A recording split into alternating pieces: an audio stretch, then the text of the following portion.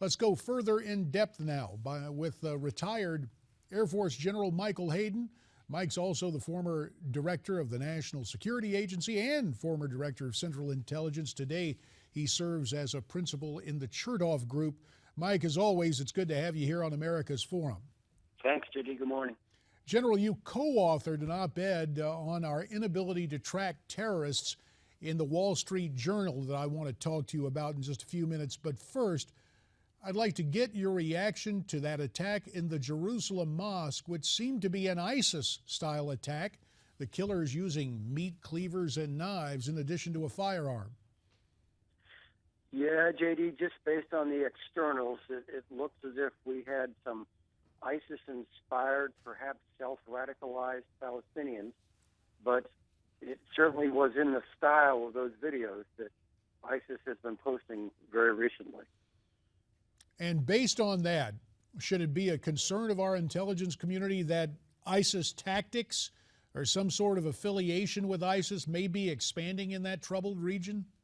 Oh, sure. And look, we've seen something similar in the Bronx. We've seen something similar in Ottawa. Now we've got it in Jerusalem.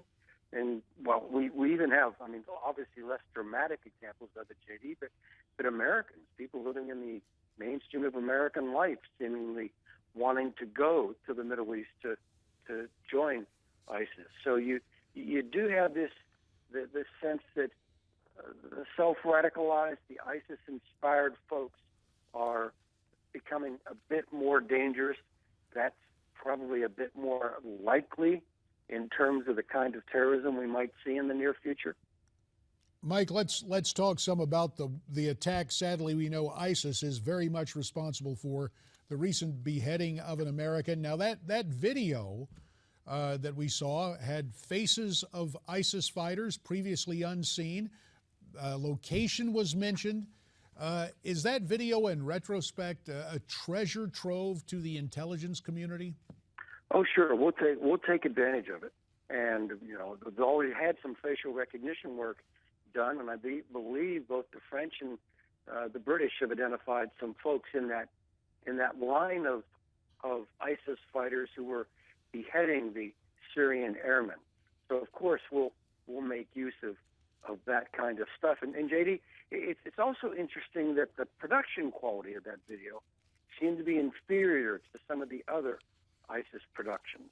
Now, I don't want to read too much into this, but it could be they're beginning to feel a little bit of the pressure of American air power overhead, and they've had to curtail some of their activities. And Mike, you mentioned the different quality of tape. Indeed, a lot of folks in the coalition are touting successes in repelling ISIS in some areas of Syria and Iraq, but we have word now that the ISIS flag is flying over Derna, a Libyan city with a population of about 100,000 people. In fact, we're reporting on it on our parent website, Newsmax.com. ISIS, it would seem, is able to take advantage of political chaos regardless of the nation in that region.